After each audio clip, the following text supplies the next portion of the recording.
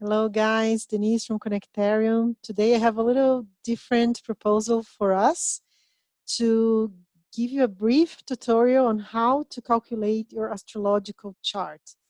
The idea here is to give you more tools on this, let's say, this journey that I'm proposing of using astrology as a personal entrepreneurship, which is a great tool, by the way. And usually I share in my weekly videos where the new moon, which are new beginnings, and full moons, which are the emotional culmination of the month, are falling in the sky, which degree and which sign.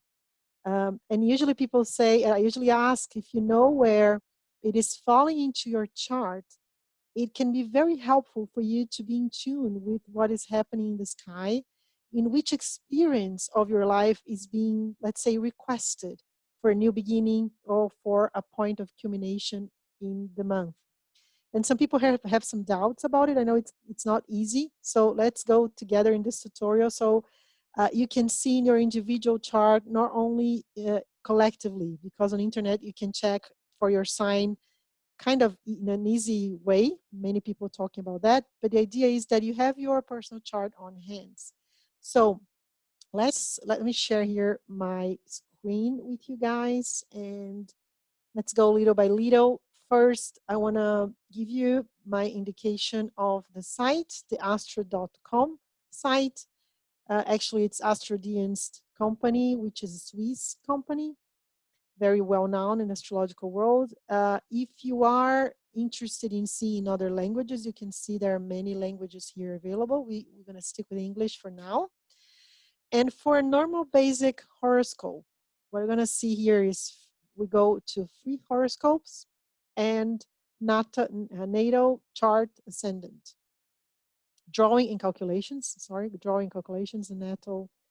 Go again. Free horoscope, drawing calculations, natal chart, ascendant. Okay, so just to be clear, I will go into the page you're gonna see first because I already have charts in here. So let's go edit birth data. You're gonna see a screen similar to this one. So let's put some, let's say Mary.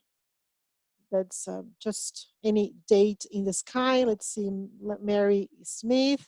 It asks for the gender, female, male. If you don't put it anything, it's not going to calculate. Not that is greatly necessary, but we put here just it calculates. So let's see. Let's put here 10th of February, for example, 1986, let's say. And then very important point. Those are the information you need, your day, month, year, and the hour of birth is really important because it's calculated for that exact moment. So rely on your birth certificate or if your parents know exactly the time you were born. So let's put 9 a.m. And usually in the past, it used to be only, very hours like 9 o'clock or 9:30. But nowadays we have very specific hour. So here, let's put other town. You need the city of birth. So the whole world, let's say USA, let's say Miami. Let's find the city here. It's going to open up Miami, Arizona. Let's put Miami, Florida, just as an example.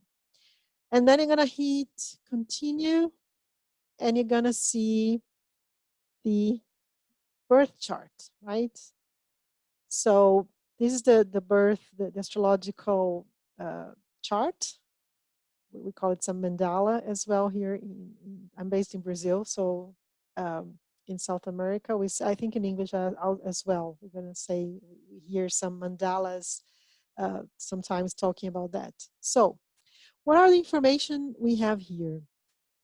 The sun, here right on the top, you're going to see the sun sign, which is when you ask someone, what's your sign? What's your sun sign? It's actually where the sun was going through when you were born. So sun sign Aquarius, ascendant Aries, ascendant the sign which was in the horizon by the time of birth, which starts and indicates the first house in the zodiac.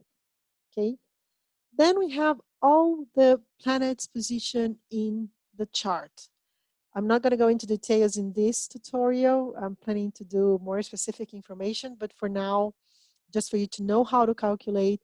But it's saying here, right? The sun is 21st degrees of Aquarius, the moon 11 degrees of Pisces, Mercury, so moon emotions, Mercury communication, 28 degrees of Aquarius. So each of them has a different meaning, a different symbolism. Here it tells exactly what where it's falling into your chart.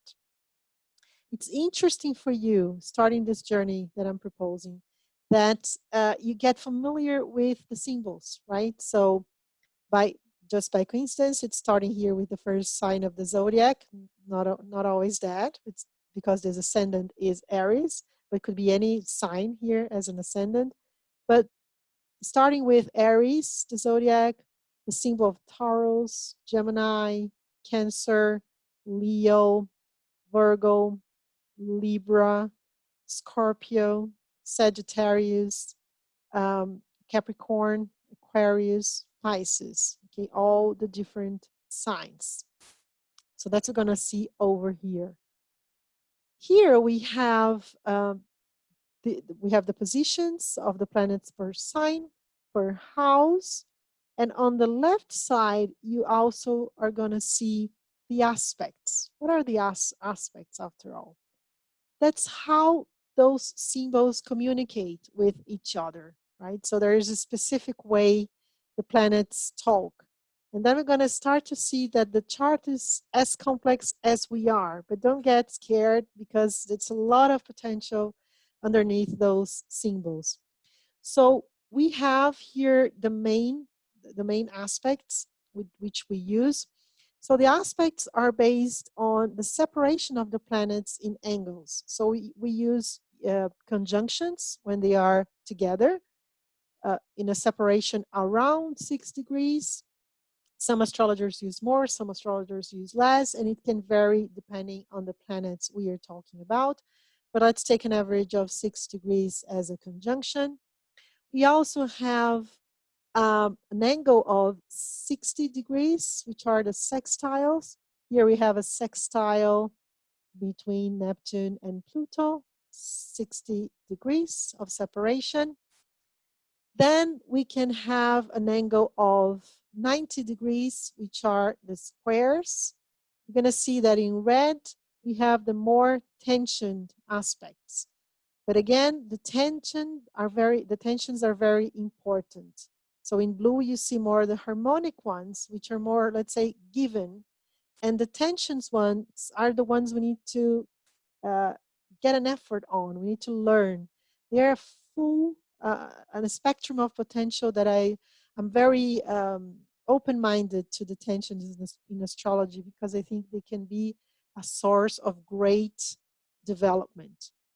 So we have conjunction together, 60 degrees, which are harmonics aspect, 90 degrees, the square, which is a challenge. When we talk about 90-degree angle, you're talking kind of a facing a wall. And when we have this kind of tension of facing a wall, we need to step back and rethink. And that's the beauty. We need to rethink and find another way. That's the beauty of the tension, that we have to stop and look within, right? Then we have, here we don't have in this chart, we have one, 120, right? 120 degrees, which is called a trine, 120 degree angle. And then we have, we can also consider in some cases 150 degrees. It depends. So it's not the whole intent of this video, but just to give you a flavor of the different separation between planets, and each kind of angle represents a kind of a conversation between the planets. The intent here with the video is that we get familiar with the house divisions, right? And we divide the houses by these cusps. We call it cusps over here, right? So the first house is here, the second house is over here, the third house, the fourth, and so on. It's important that we don't mix up with the 30-degree of each sign. Each sign has a 30-degree space. And if we have the 12 signs, then we have the 360-degree of the circle, right? But here we are talking about the size of the houses, which are the experiences of life. And that's what is interesting for us when we are talking about the new moons and full moons, where it's falling into your chart. I'm going to give more tutorials about the meaning of the houses, but for now, it's a first step into how to calculate your chart, what you're going to see in this page, and that you are familiar with those separation of houses. And for instance, if we say that a new moon, for example, is falling like the last one on November 14th or 15th, depending on where you are in the planet, happened at 23 degrees of Scorpio. So when you're listening to the video and thinking, well, where is 23 degrees of Scorpio? So here you're going to see, right? 5 degrees, 10, 15, 20, 25, 30. So 23 degrees would be around here, which falls into the 8th house in this particular chart. So this new moon, this new seed, because new moons are new beginnings, the universe inviting us for new beginnings, new projects, new ideas, is falling into a house of experience related to transformation, deep transformation, with the money that we share with other people, with sexuality, of things that are underneath in our psyche. So it's a very deep experience. It may be felt as a crisis, a deep transformation, the underground world of experience. For instance, the last one that happened in Scorpio. So if you know that, and you can go into the week of the new moon with a different mindset, you can be in tune with the universe and see what kind of subject you have been talking about with your friends, what kind of books, movies, information, relations it's happening during this week that suggests a new beginning in a deep transformative area in your chart. So that's the idea of the journey, and knowing at first, it's just a starting point to know where, for example, the new moon is falling. On the other hand, if you know that a full moon is falling, for example, at 25 degrees of Libra, for instance, right? You're going to see, if this is your chart, you're going to see that this full moon is falling into your 7th house, which relates to relationships, marriage, partnerships, the others in your life. It's a very relationship topics during that full moon. First, full moons are all about peak seasons, right? It's the point where our emotions are in a peak in the month. And you know it's falling into your marriage, partnership, relationships, and you feel like killing your wife or husband, or very irritated, very over the top. So you can rethink that. You can be conscious and you can breathe and think, well, this full moon is falling into this relationship area. So what's in there for me? So how would I like to manage the relationship given that it's a peak season in this area? The life is inviting you to see into this area of experience.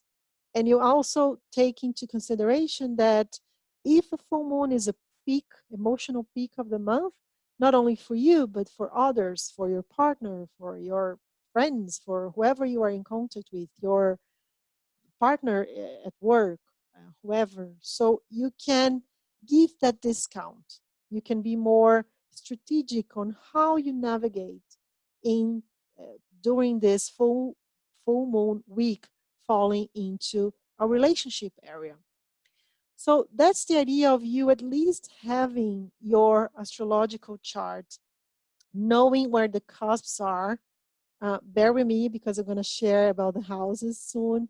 But how are those, where it is, and what those experiences mean, and how you can strategically rethink that week and build together with the universe.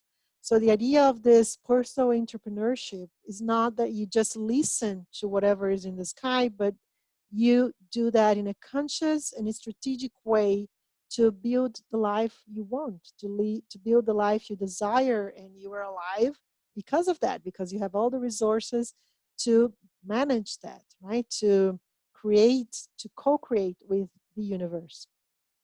So here you have the planetary positions, here you have the aspects positions, and so that you know, the squares, the little squares are the angles of 90 degrees, the most challenging ones. The conjunctions when they are conjunct. Then we have the trines, the very given and very blessing aspect of 120 degrees. We have the sextiles, little, it sounds like the star here, the sextiles. What else we spoke about? I'm not going to talk too much about the aspects. There are other kinds of aspects here, not to get too complicated, but the main ones are here. And the oppositions, which are not in this chart, I'm going to do a very quickly another one so we can see an opposition. And here, so that you don't get too curious about what is this, we also have different ways to divide, to group the signs, right? The signs, the 12 signs could be divided into 4 elements: fire, air, earth, and water, okay? And 3 kinds of different rhythms: the cardinal signs, the initiators in the zodiac, the fixed signs, and the mutable signs. So those rhythm categories are based on the seasons of the year, right? The seasons that throughout the year, based on the northern hemisphere. So the cardinal signs initiate the seasons: summer, winter, autumn, fall, and summer. So the beginners that initiate the seasons talks about initiators, right? So the impulse of initiating things and projects. Fixed signs are more into maintenance, how to make it last or how to make it into practice. And the mutable ones and the fixed signs, by the way, are the middle month of the season, the season in its full potential. And the mutable signs are the 3rd month of the season, where the nature is already preparing for the new season. So you need to adapt, okay? So we have here the initiators are Aries, Libra, Cancer, Capricorn. The fixed ones are Taurus, Scorpio, Leo, Aquarius. And the mutable ones are Gemini, Sagittarius, Virgo, Pisces. So, so that you know what are those divisions. I'm not going to go into too much detail so it doesn't get too complicated. But anyway, I hope to give you a sense of how to see the areas, the different areas. I'm going to follow with more tutorials, but just to how to calculate first and how to see those house divisions through here, the life experience houses. So just that we have a different chart to look at, let me put here edit birth chart so we can see how amazing is the sky and the universe, because we have all the same elements, but it falls differently for each people, right? So let's have a Peter here, a male. Let's put 15th of whatever, October. Let's change year to year 2000, for instance. 9, let's put in afternoon. Let's try something different. Okay, and then let's change other town. Let's change other town. The whole world is here. Shall we go maybe to, let me take Brazil here. my country of birth. And then I'm gonna take my city where I'm located, Sao Paulo, and there we go. We're gonna see a different chart. Already here you see, it's interesting, I didn't mention before, you see already that it's placing that the sun is in Libra, 15th of October, the moon is in Taurus, already telling us ascendant in Pisces. We're gonna see the chart now. Continue, you see how different. We all have the same elements, the 12 signs, the planets, but it falls different for each people, and that's the beauty of it. Now I just wanted to show you an opposition, right? So this is an exact opposition, by the way, 10 degrees of Pluto, 10 degrees of Jupiter. So you see an angle of 180 degrees. Same thing, you're going to see here where the sun is located, 22 degrees of Libra, the moon, 22 of Taurus. And by the way, this is the moon of birth, which gives us the chart. What I'm inviting you to do is to be in tune with where is the moon right now when you're building your lunar cycle throughout the months, okay? So, and then with a given chart, you can see where the moon is going to follow. Every 28 days, it goes around the zodiac, right? The moon goes around the zodiac every 28 days. So we want to see where are the new moons and full moons, in which area of experience is being invited for reflection, okay? So I hope it has been helpful. Let me know how it resonates with you. We're going to talk again about other ways and other things, especially what each house means, which experience of life means when the moons are falling in those areas. Okay? I see you around. Let me know how it feels to you. Let me stop sharing, and I see you around. Thank you. Take care.